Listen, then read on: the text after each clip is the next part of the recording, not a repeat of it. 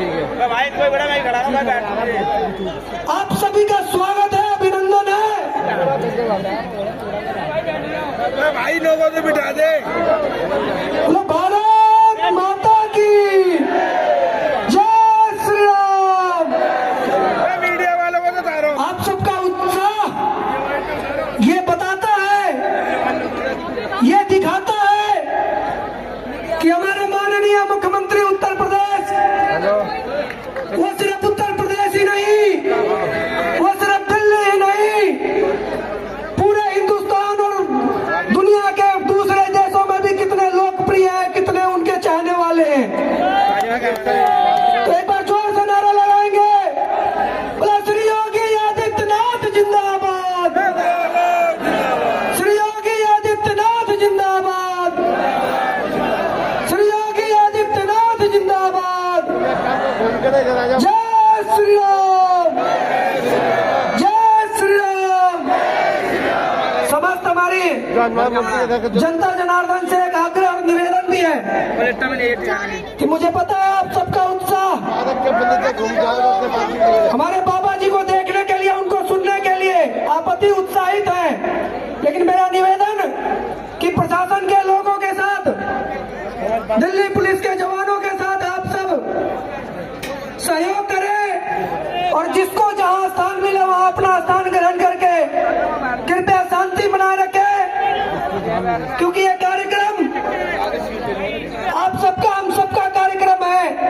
आप मंगोलपुरी विधानसभा की जनता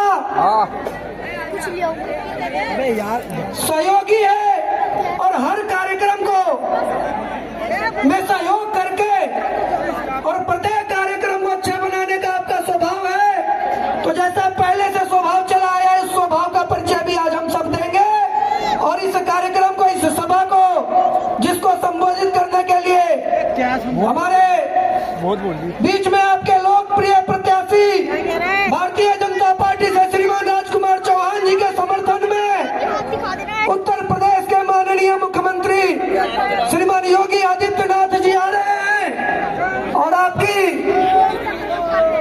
आपका एक जन सैलाब मंगोलपुरी विधानसभा में देखकर आप सबको, हम सबको पूर्ण विश्वास हो गया कि आने वाली 5 तारीख को जो दिल्ली में विधानसभा के चुनाव है और जिनके समर्थन में श्रीमान राजकुमार चौहान जी के समर्थन में हमारे माननीय मुख्यमंत्री उत्तर प्रदेश यहाँ आ रहे हैं, उनको आप 8 तारीख को जो परिणाम आने वाला है, वो परिणाम आज ही आप सबकी संख्या, आप सबके सहयोग से, उत्साह से दिखता है। तो सभी से निवेदन, कृपया सहयोग करें, शांति बनाए रखें। जय श्री राम, जय जय श्री राम।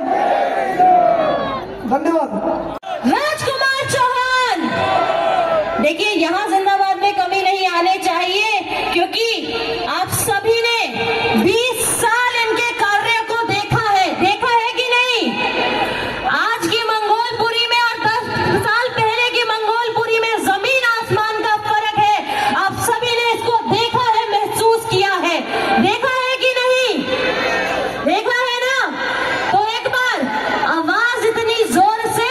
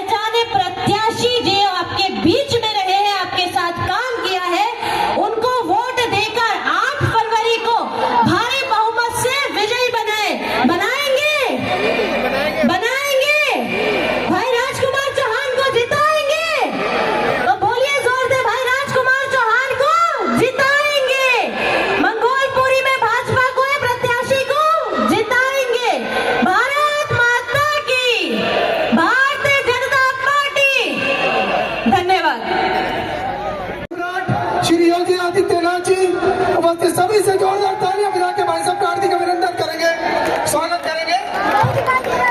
मैं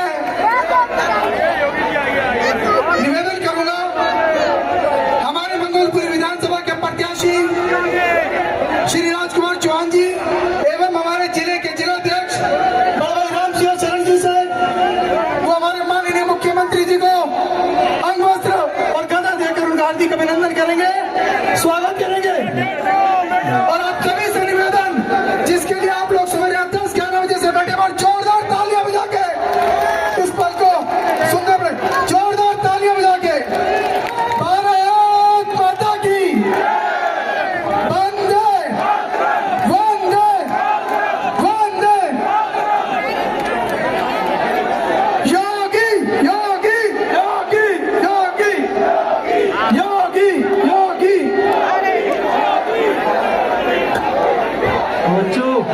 बोलो श्री योगी आदित्यनाथ जिंदाबाद, योगी आदित्यनाथ जिंदाबाद, भारतीय जनता पार्टी जिंदाबाद, भारतीय जनता पार्टी जिंदाबाद।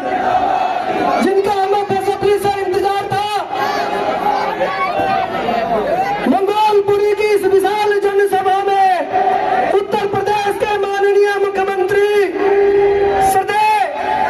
श्री योगी आदित्यनाथ जी का एक बार जोरदार तालियों से स्वागत अभिनंदन करेंगे, जोरदार तालियां पीछे तक होनी चाहिए। अब मैं निवेदन करूंगा, मंच पे आमंत्रित करता हूं यहाँ से आपके लोक लाडले लोक चहेते पूर्व में कई बार विधायक, दिल्ली में मंत्री श्रीमान राजकुमार चौहान जी जो आपके प्रत्याशी है, उनसे आमंत्रित करता हूं, उनको आमंत्रित करता हूं कि वो आए और हमारे बीच में उत्तर प्रदेश से माननीय मुख्यमंत्री जिनका हमें सुबह से बेसब्री से इंतजार था, वो आ गए हैं। उनके सम्मान में और मंगोलपुरी की जनता के सम्मान में अपनी बात रखें, श्रीमान राजकुमार चौहान जी।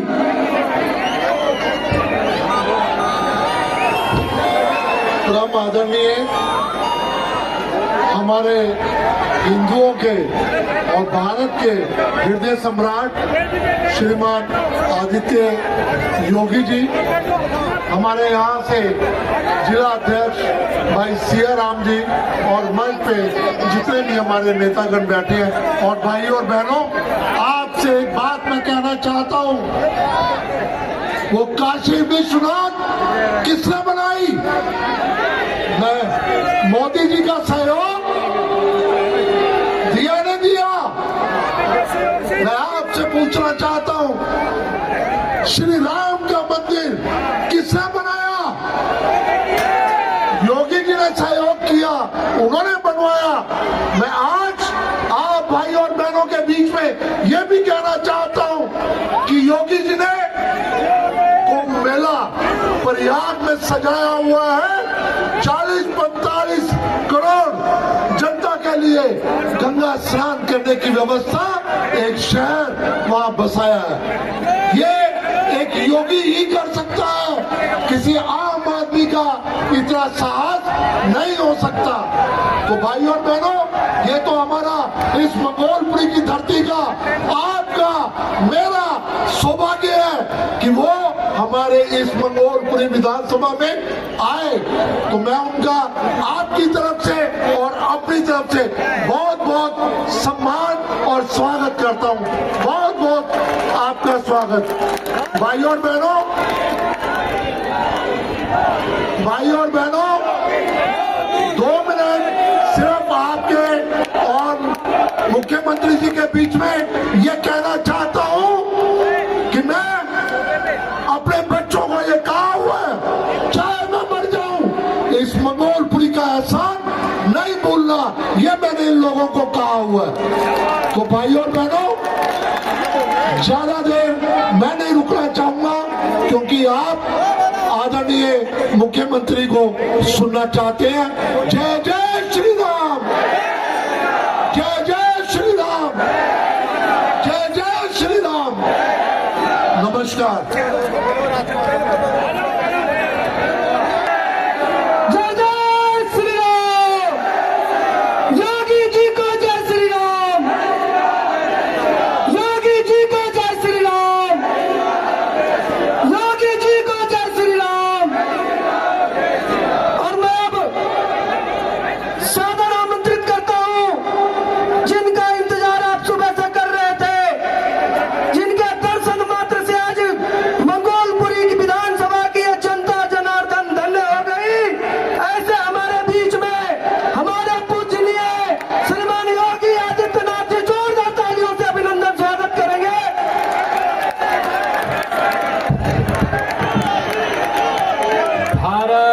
माता की, भारत माता की, भारत माता की।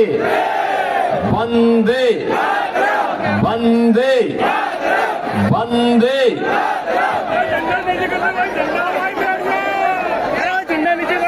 जनता पार्टी के जिला के अध्यक्ष श्री राम सिया शरण जी, दिल्ली सरकार के पूर्व मंत्री, लोकप्रिय नेता श्री राजकुमार चौहान जी, जिला प्रभारी डॉक्टर योगेश आत्रेय जी, पूर्व केंद्रीय मंत्री श्री भानु प्रताप वर्मा जी, उत्तर प्रदेश सरकार में पूर्व विधायक श्रीमती विमला सोलंकी जी, स्थानीय पार्षदगण, भारी संख्या में मंगोलपरी विधानसभा क्षेत्र के प्रत्याशी श्री राजकुमार चौहान जी को अपना आशीर्वाद प्रदान करने के लिए उपस्थित मंगोलपुरी के सभी बहनों और भाइयों, आज मुझे इस क्षेत्र में आकर के आप सबका दर्शन करके आनंद की अनुभूति हो रही है।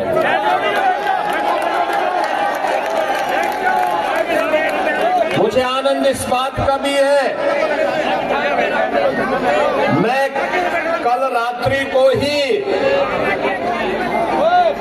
प्रयागराज महाकुंभ की भूमि से वापस आकर के आज प्रातः काल ही मैं आपकी यहाँ सभा के लिए प्रस्थान किया हूँ और अब आपके पास पहुंचा हूँ।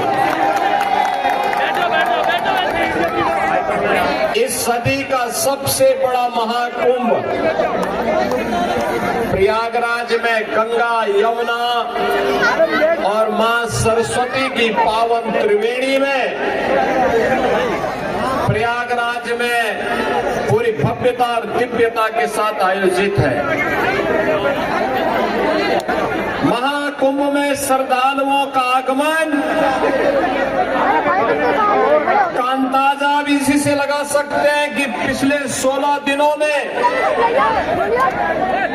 अब तक लगभग 18 करोड़ श्रद्धालु त्रिवेणी के संगम में पावन स्नान करके अपने जन्म और जीवन दोनों को धन्य किए हैं। बहनों और भाइयों, ये भारत के विरासत के प्रति भारत की जनता जनार्दन की अगाध आस्था का प्रमाण है। एक नए भारत का दर्शन हो रहा है और नए भारत का दर्शन हम सबको कराया है इस देश के यशस्वी प्रधानमंत्री श्री नरेंद्र मोदी जी ने।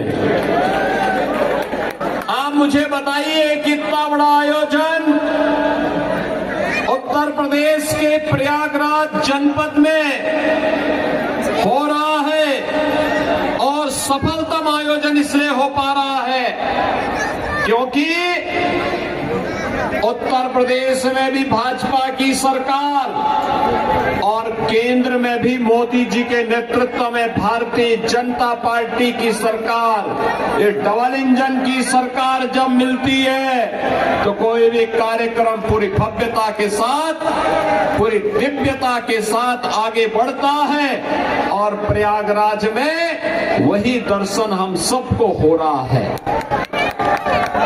बहनों और भाइयों, 2025 का जनवरी माह भव्य और दिव्य महाकुंभ के लिए और 2024 का जनवरी माह एक भव्य और नव्य अयोध्या के लिए जानी जाती है। करिए, अयोध्या में 500 वर्षों तक इंतजार करना पड़ा, लेकिन जब उत्तर प्रदेश में डबल इंजन की भाजपा की सरकार आई तो अयोध्या में 500 वर्षों का बैरियर समाप्त हुआ। भगवान श्री राम के भव्य मंदिर का मार्ग प्रशस्त हुआ और अंततः 22 जनवरी 2024 को प्रधानमंत्री मोदी जी के नेतृत्व में उनके कर कमलों से अयोध्या में रामलला की मूर्ति की प्राण प्रतिष्ठा का कार्यक्रम संपन्न हुआ। बहनों और भाइयों, ये नया भारत है। नया भारत पूरी मजबूती के साथ, बिना रुके, बिना डिगे, बिना थके अपनी विकास की यात्रा को भी आगे बढ़ा रहा है, विरासत को भी सम्मान दे रहा है, देश की सीमाओं को भी सुरक्षित कर रहा है, आंतरिक सुरक्षा की स्थिति को सुदृढ़ कर रहा है। बिना भेदभाव के योजनाओं का लाभ गांव, गरीब, किसान, नौजवान, महिलाएं, समाज के प्रत्येक तबके को दे रहा है। ये नए भारत पर हम सब भारतवासियों को गौरव की अनुभूति होती है कि हमारा देश भी दुनिया में विकसित भारत बनने की ओर अग्रसर हो रहा है। लेकिन बहनों और भाइयों, एक तरफ भारत आगे बढ़ रहा है, भारत की विकास की दर दुनिया के अंदर सर्वाधिक है, विरासत का सम्मान करते हुए भारत नित नए प्रतिमान को स्थापित कर रहा है। दूसरी तरफ, दूसरी ओर दिल्ली के अंदर यहां पर जो राज्य सरकार पिछले 10-11 वर्षों से चल रही है, यह अराजकता का एक पर्याय बन करके रह गई है। बहनों और भाइयों, देश के अंदर आजाद भारत की पहली ये राज्य सरकार है और पहली पार्टी है जिस सरकार पर और जिस पार्टी पर भ्रष्टाचार का मुकदमा दर्ज हो रखा है। न केवल इनके नेता बल्कि आम आदमी पार्टी स्वयं भी आज के दिन पर भ्रष्टाचार की अपराधी बनकर के कटघरे में खड़ी हुई है। किस नैतिकता से जनता जनार्दन के पास जाकर के वोट मांग रहे हैं। बहनों और भाइयों, याद करिए 2013 में जब श्री अन्ना हजारे जी के नेतृत्व में दिल्ली के अंदर जन लोकपाल के लिए लंबा आंदोलन चल रहा था, जन लोकपाल, लेकिन दिल्ली के अंदर आम आदमी पार्टी की सरकार बनी। जन लोकपाल के मुद्दे को इन्होंने एक तरफ फेंक दिया। सिटीजन चार्टर की बात कही थी जिसमें जनता के प्रति जवाबदेही के लोग बात करते थे, लेकिन जनता के प्रति इनकी जवाबदेही क्या है। दिल्ली के अंदर अभी मैं आ रहा था, जब मुझे मंगोलपुरी की सभा में भाग लेने के लिए आना था, गाजियाबाद से मैं बाई रोड आपके पास आया हूं। सड़कें कितनी खराब है, अंदाजा लगाना स्वयं कठिन है। आप स्वयं इसका अंदाजा लगा सकते हैं, क्योंकि रोज भुक्तभोगी होते हैं, रोज गिरते हैं, रोज ठोकरें खाते हैं। अंदाजा लगा सकते हैं क्या ये दिल्ली के अंदर की सड़कें होनी चाहिए थी क्या? सीवर सड़कों पे बह रहा है। पेयजल के लिए आपको टैंकर का सहारा लेना पड़ता है और टैंकर भी प्रतिदिन नहीं आता है, कहीं सप्ताह में 1 दिन आता है, कहीं 2 दिन आता है। जब मैं गाजियाबाद से दिल्ली की ओर आ रहा था तो बहनों और भाइयों, यमुना जी जो कभी भारत की पौराणिक नदी के रूप में हम सबकी आस्था की प्रतीक थी, हम लोग तो 2 ही नारा लगाते थे, हर हर गंगे हर हर यमुने के नारे लगाते थे, वहां से बदबू आ रही थी, सीवर जैसी बदबू आ रही थी इस पावन यमुना नदी से। मैंने देख लिया भाई, मैंने देख लिया। दिल्ली के अंदर आम आदमी पार्टी की सरकार के पाप का भुक्तभोगी, आम आदमी पार्टी सरकार के पाप की भुक्तभोगी हमारे मथुरा, वृंदावन, आगरा वासियों को भी और वहां आने वाले श्रद्धालुओं को भी होना पड़ रहा है। पावन वृंदावन और मथुरा भगवान श्री कृष्ण से जुड़ी हुई पावन नगरी है, लेकिन आम आदमी पार्टी ने जो नारकीय स्थिति दिल्ली के अंदर पिछले 10 वर्षों के अंदर बनाया है, आज उसका भुक्तभोगी हम सबको होना पड़ रहा है।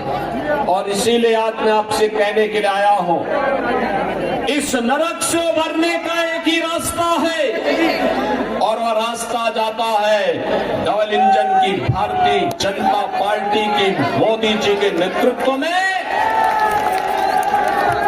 केंद्र की सरकार की तर्ज पर दिल्ली के अंदर भी भारतीय जनता पार्टी की सरकार बने। इसके लिए मैं भी मंगोलपुरी वासियों से अपील करने के लिए आया हूं। ये अपील इसलिए, बहनों और भाइयों, कहने के लिए आप दिल्ली के अंदर रह रहे हैं, लेकिन बुनियादी सुविधाओं से आम आदमी पार्टी ने आपको वंचित करके रखा हुआ है। आम आदमी पार्टी की सरकार ने आपको वंचित करके रखा हुआ है।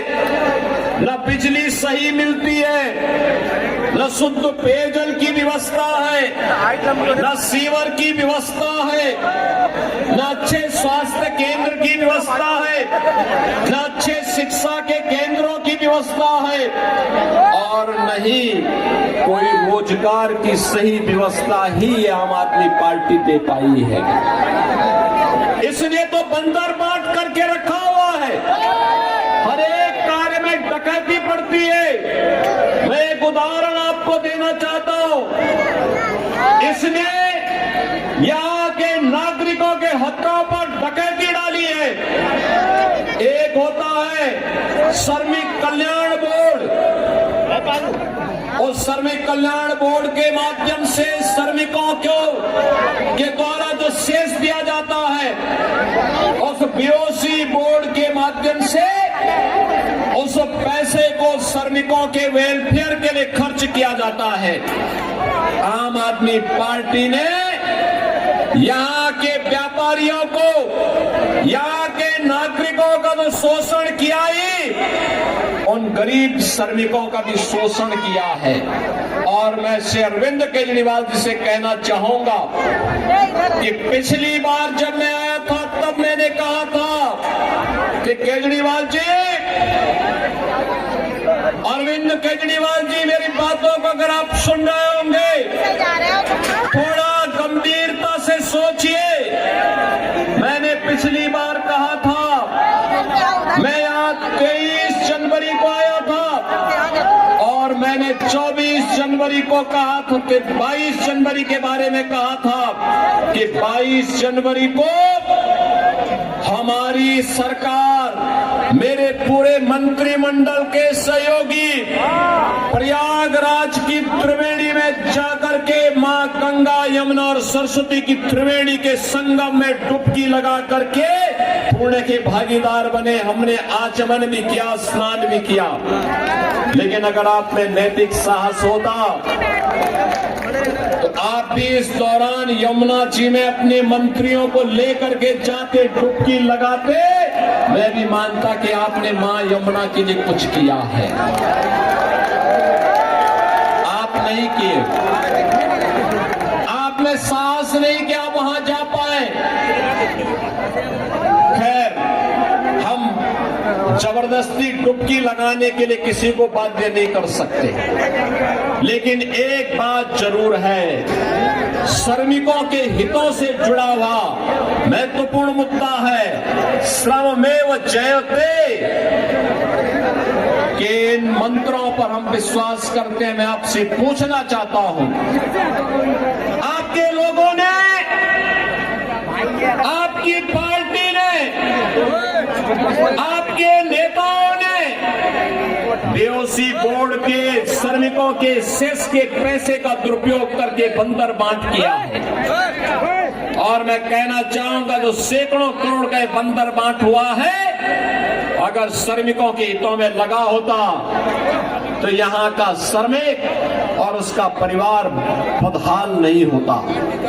मैं तो आपसे कहना चाहूंगा, एक बार आइए उत्तर प्रदेश में अटल आवासीय विद्यालयों को देखे। श्रमिकों के बच्चे भी देश के अंदर वर्ल्ड क्लास इंफ्रास्ट्रक्चर के आधुनिक शिक्षा के केंद्रों में अध्ययन कर सकते हैं। उनकी लॉजिंग फूडिंग की व्यवस्था उत्तम हो सकती है।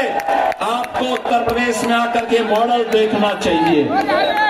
अटल आवासीय आदमी पार्टी ने देश की सुरक्षा में भी सेंध लगाने के किसी भी प्रकार के षड्यंत्र से हमेशा अपना जुड़ाव रखा है।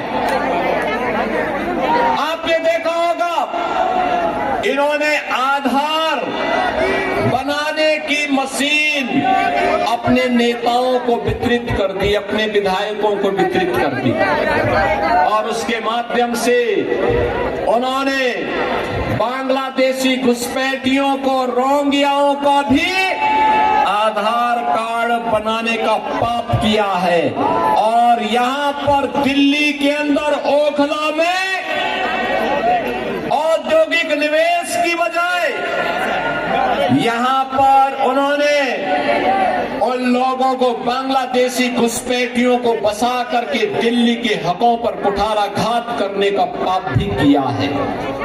बहनों और भाइयों, ये आम आदमी पार्टी दिल्ली के हकों पर, दिल्ली की सुरक्षा पर, दिल्ली के नौजवानों के अधिकारों पर, दिल्ली की बहन और बेटियों की सुरक्षा पर सेल लगाने वाली पार्टी है। इस पार्टी को कभी बर्दाश्त नहीं किया जाना चाहिए। ये भ्रष्टाचार की जननी है, अराजकता का कारण है, अव्यवस्था का कारण बनने वाली पार्टी है। और इसीलिए मेरी आप सबसे अपील है, भारतीय जनता पार्टी ने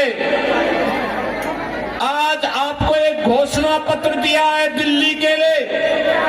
दिल्ली के लिए घोषणा पत्र न केवल राष्ट्रीय राजधानी होने के नाते, बल्कि दिल्ली के नौजवानों के लिए, दिल्ली के व्यापारियों के लिए, दिल्ली के श्रमिकों के लिए, दिल्ली की बहन और बेटियों के लिए अत्यंत महत्वपूर्ण है। और राष्ट्रीय राजधानी होने का गौरव दिल्ली के प्रत्येक क्षेत्र के नागरिकों को उपलब्ध करवाने का एक अवसर भी है। बहनों और भाइयों, विकास डबल इंजन की सरकार से ही आगे बढ़ता है।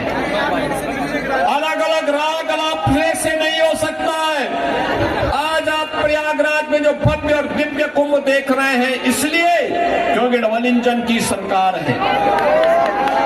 आज हम अयोध्या में एक नई अयोध्या के दर्शन कर रहे हैं, दिव्य और नव्य अयोध्या के दर्शन कर रहे हैं, इसलिए क्योंकि डबल इंजन की सरकार है। और डबल इंजन की सरकार ऐसा कार्य करती है, एक और भगवान राम का भव्य मंदिर का निर्माण करती है, तो दूसरी ओर अयोध्या के इंटरनेशनल एयरपोर्ट का नामकरण महर्षि वाल्मीकि के नाम से भी करती है।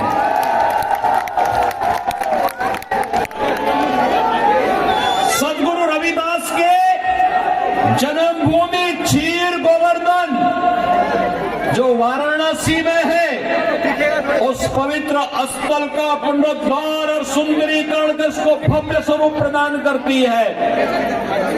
निषाद राज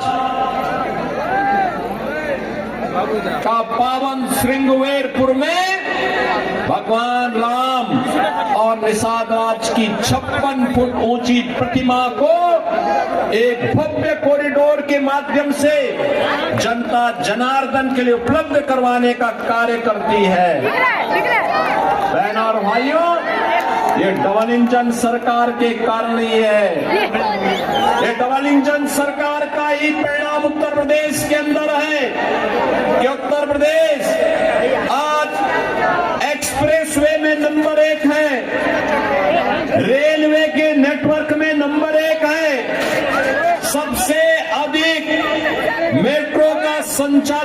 करने वाले सिटी उत्तर प्रदेश के अंदर है। सबसे अधिक हाईवे का नेटवर्क और सबसे अधिक रेलवे का नेटवर्क भी आज उत्तर प्रदेश के पास है, क्योंकि उत्तर प्रदेश में डबल इंजन की भाजपा की सरकार है।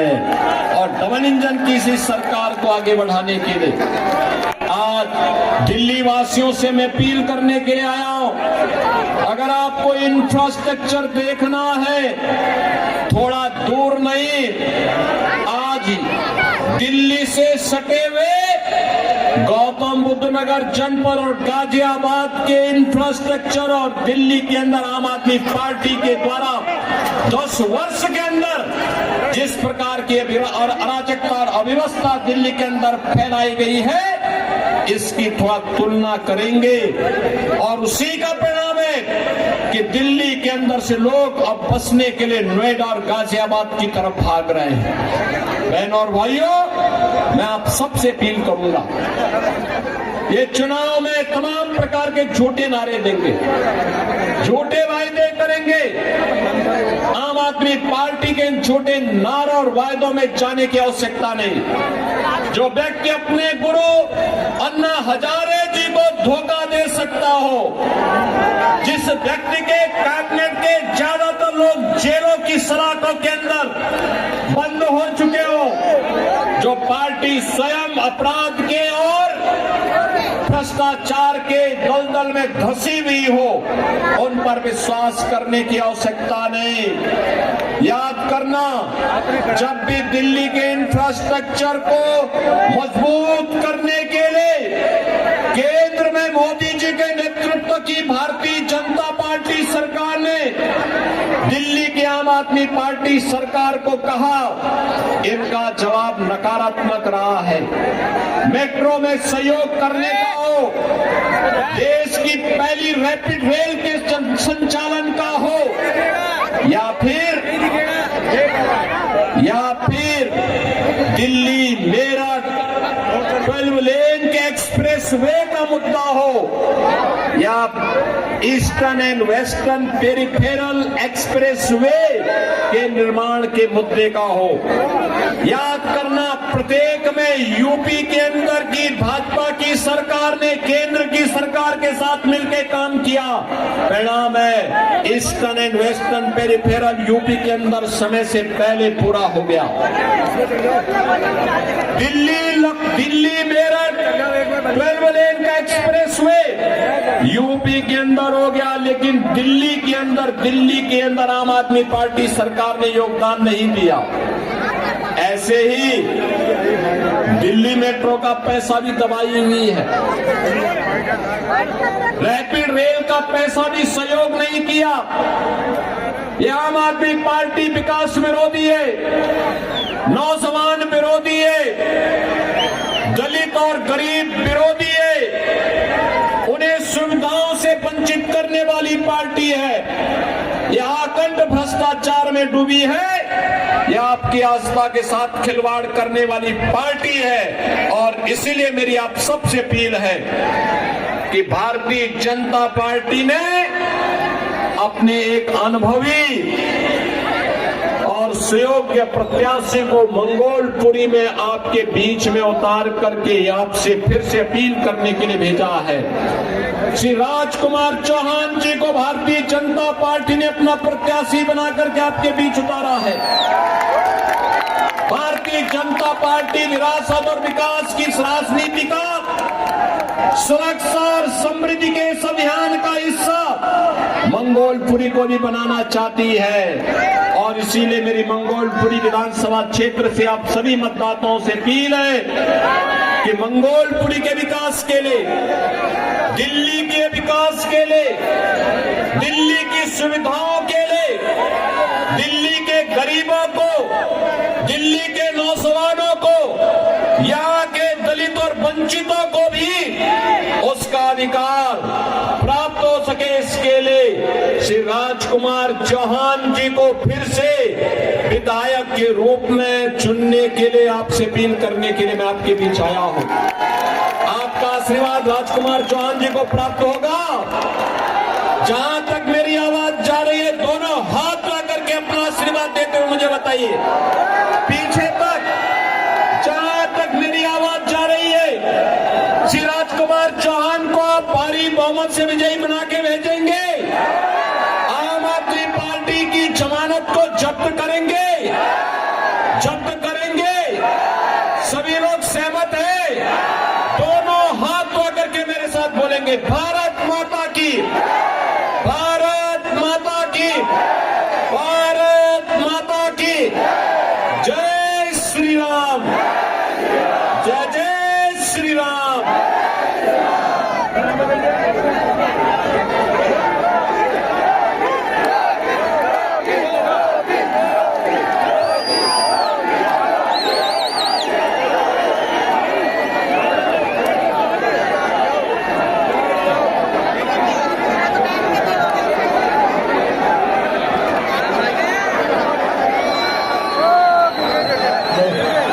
भारत माता की, वंदे